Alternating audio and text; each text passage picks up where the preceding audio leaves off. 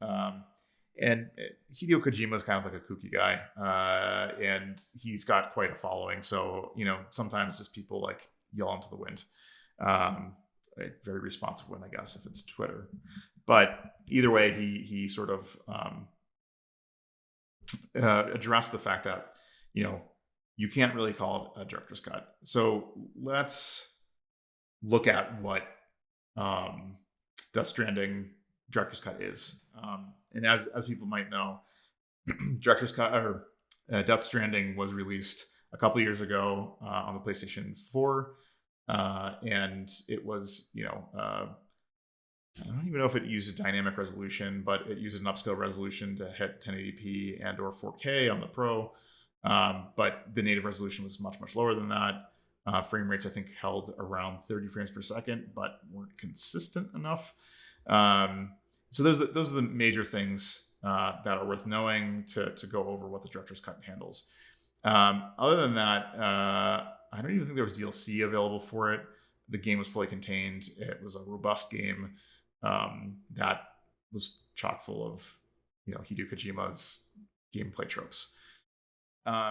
So Sony announced like a month ago that there was going to be Death Stranding director's cut that was going to be moving to PS5. And this PS5 version was going to be more than just a standard upgrade path.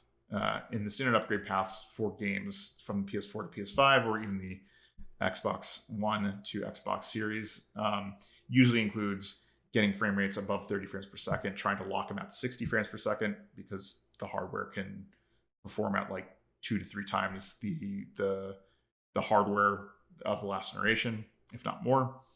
And the other thing was going to go for a higher resolution, or using a dynamic resolution that would allow it to scale, to like 1440p to up to 4K, depending on the scenario.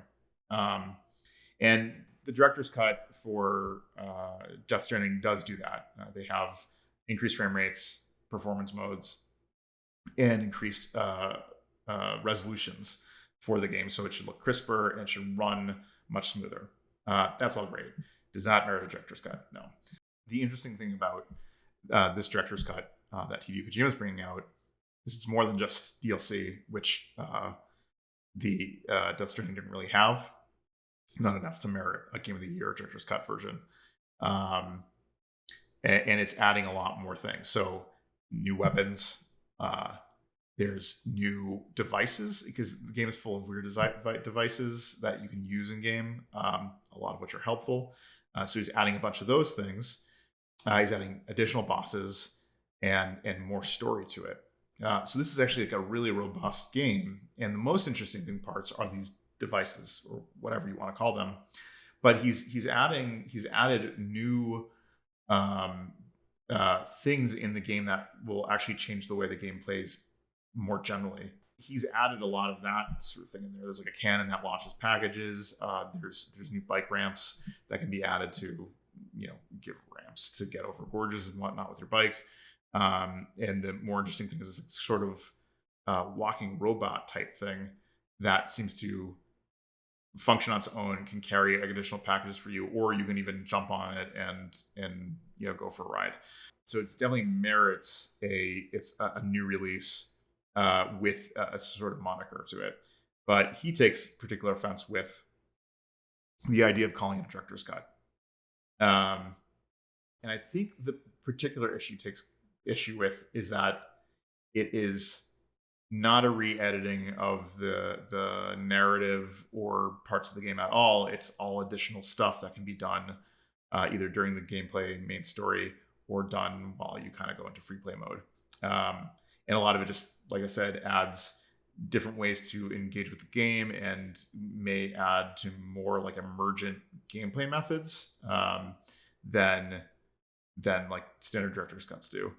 The real question is can we call it a director's cut, right?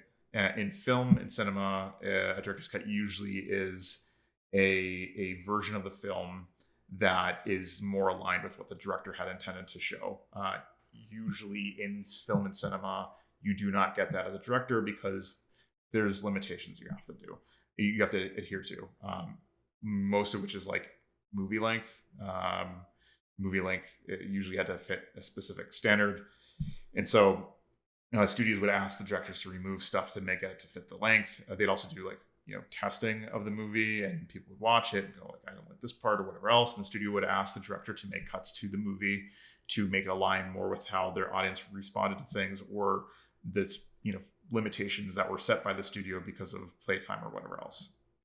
Director's cuts are a way for the director to go, actually, this is what my real vision was, and this is how you would have seen it had I had control over being able to publish this movie.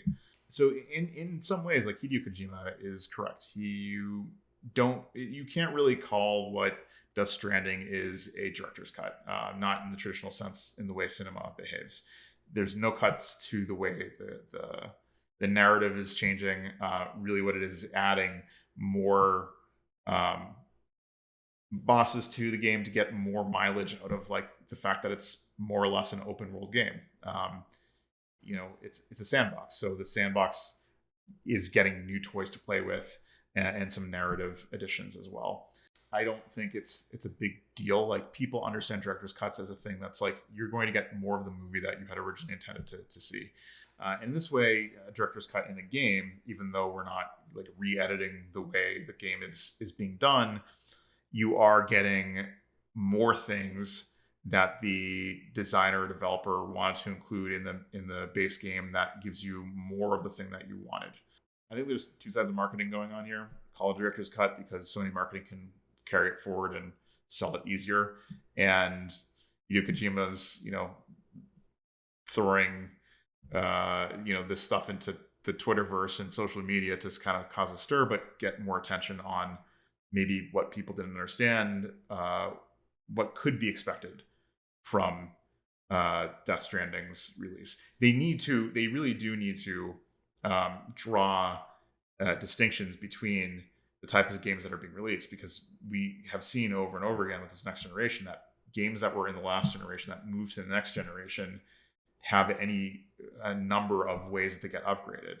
The most common one is like unlocking the frame rates and just making it a smoother experience to enjoy, and asking for $10 for that or whatever is really not merited in most cases. And you don't want to have that parallel drawn to a game that actually has more content in it. So, if you were looking at Death Stranding going, director's cut at least, and thinking it may just not be worth it because you're just going to get the same base experience, it's right for Kojima to raise attention to it and go, this is actually a more robust release than you may have been expecting. There's a lot more in there to enjoy.